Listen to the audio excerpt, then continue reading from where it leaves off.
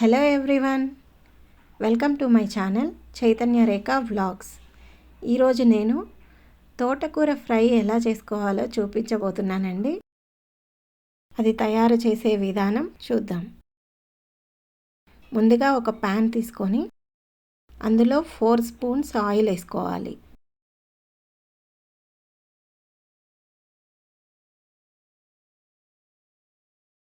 ఈ ఆయిల్ వేడి చేసుకుందాం. వేడైన తర్వాత 1 స్పూన్ జీలకర్ర,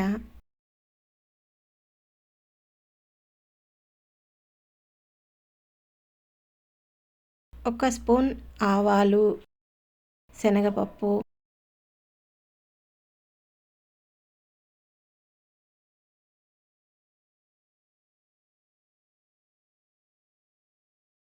ఎండుమిరపకాయలు వేసుకుందాం.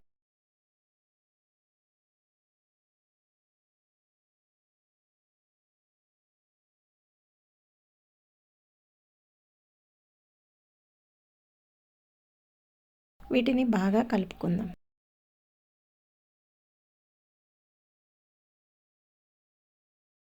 ఈ గింజలు కొంచెం వేగిన తరువాత మనం తోటకూరని పక్కన శుభ్రంగా కడిగి పెట్టుకోవాలండి.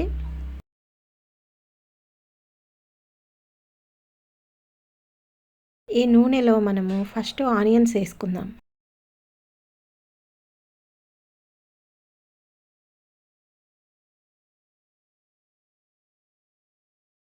పోపుకి సరిపడా ఒక చిన్న ఉల్లిపాయను లేకుంటే 2 వెల్లిపాయలు వేసుకుంటే సరిపోతుందండి.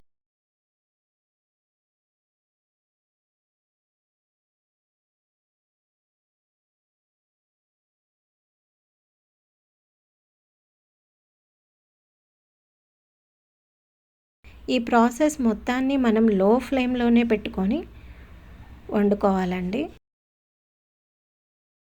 ఆనియన్స్ ఎర్రగా అయ్యే వరకు ఇలా వేయించుకుందాం.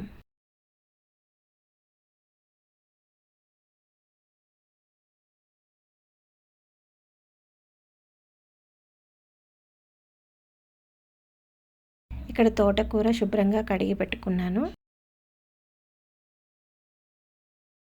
ఈ ఆనియన్స్ వేగిన తర్వాత వేద్దాం మనం ఆకుకూరని.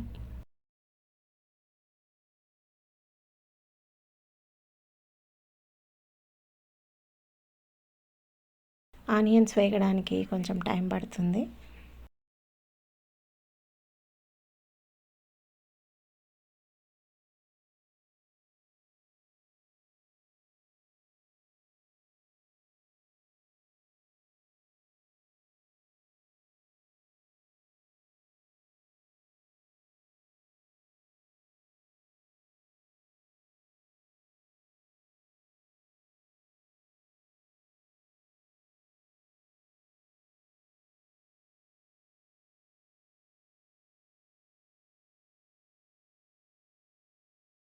ఈ ఆనియన్స్ వేగిన తర్వాత బాగా కడిగి పెట్టుకున్న తోటకూరని వేసుకోవాలి.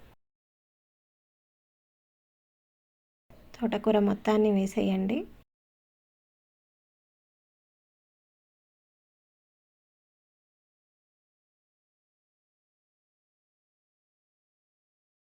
ఇప్పుడే ఈ తోటకూరని కలపాల్సిన అవసరం లేదండి.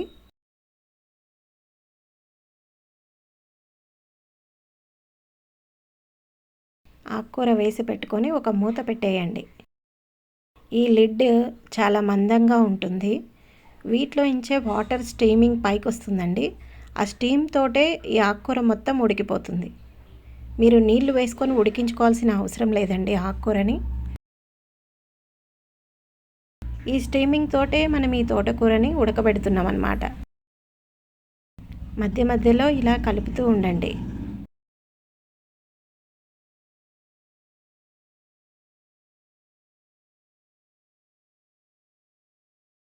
యాక్చువల్గా ఆకుకూరని ఉడకబెట్టి నీళ్లు వంపేస్తే అందులో ఉన్న పోషకాలన్నీ పోతాయి. అందుకని మనం అలా చేయట్లేదు. ఆకుకూరని ఇలా స్టీమింగ్లో ఉడికించుకుంటే పోషకాలన్నీ అలాగే ఉంటాయండి. మనకి చాలా హెల్తీ కూడా.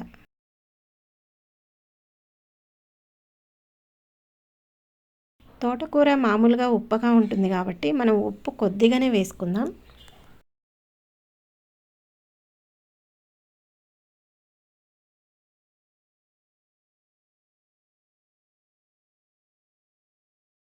మధ్య మధ్యలో ఇలా కలుపుతూ ఉందాం.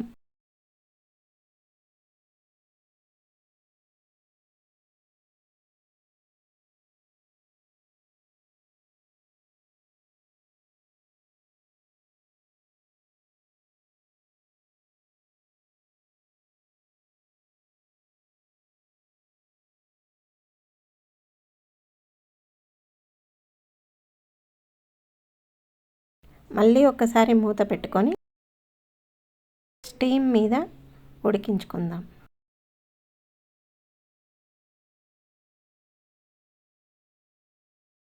మూత తీసి చూస్తే ఇలా కొద్దిగా మగ్గిందండి.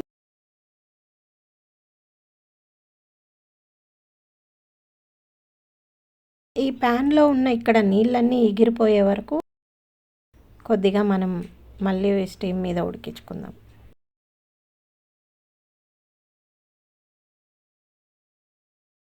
వాటర్ అన్నీ ఎవాపరేట్ అయిపోవాలండి.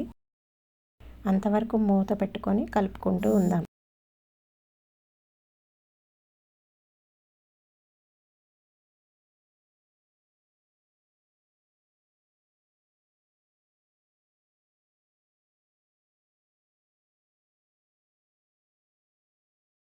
ఈ ప్రాసెస్ అంతా లో ఫ్లేమ్ మీద మాత్రమే చేసుకోవాలండి. హై ఫ్లేమ్ మీద పెడితే ఆకుకూర మాడిపోతుంది.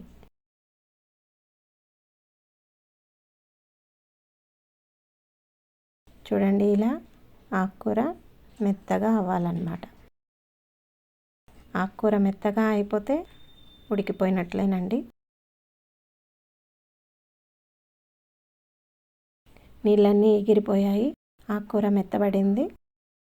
ఇప్పుడు మనం అవిసె గింజల పొడిని యాడ్ చేసుకుందాం. అవిసె గింజల పొడి చాలా హెల్దీ అండి. విటమిన్ ఇ ఉంటుంది ఇందులో. పల్లీల పొడి అయినా వేసుకోవచ్చు.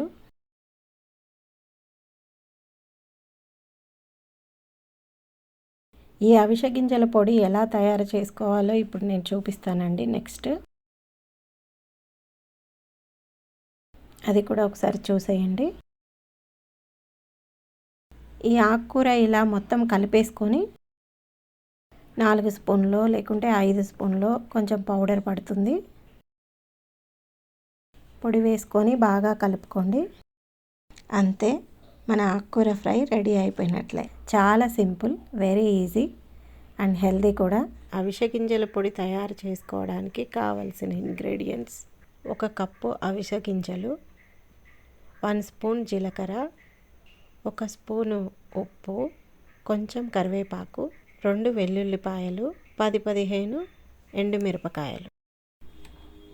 ముందుగా ఒక ప్యాన్ తీసుకొని అవిసె గింజలు అందులో వేసి దూరగా వేయించుకుందాం. లో ఫ్లేమ్లోనే పెట్టుకొని దూరగా వేయించుకోండి.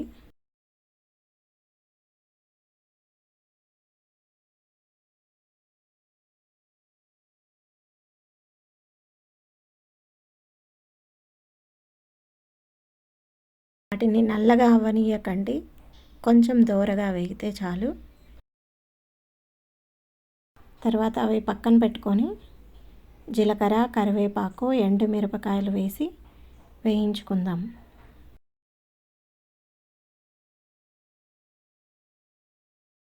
లో హీట్లోనే వేయించుకుందాం.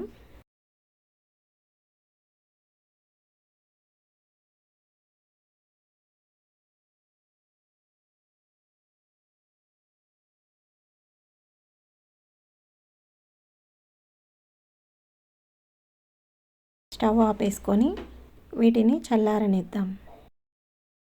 తర్వాత ఒక మిక్సీ జార్ తీసుకొని అవిసె గింజలు వేసి, తర్వాత ఎండుమిరపకాయలు, జీలకర్ర, కరివేపాకు, ఉప్పు, 2 వెల్లుల్లి రెబ్బలు వేసి మిక్సీ పట్టుకుందాం. అంతే, రెడీ. అవిసె గింజల పొడి రెడీ అండి. ఇది ఒక డబ్బాలో స్టోర్ చేసి పెట్టుకోండి. ఇడ్లీలో కూడా ఇది చాలా బాగుంటుంది. ఇడ్లీతోటి ఈ పొడి వేసుకొని 1 స్పూన్ నెయ్యి వేసుకుంటే చాలా బాగుంటుంది. ఈ వీడియో మీకు నచ్చినట్లయితే సబ్స్క్రైబ్ చేసుకోండి. Thank you.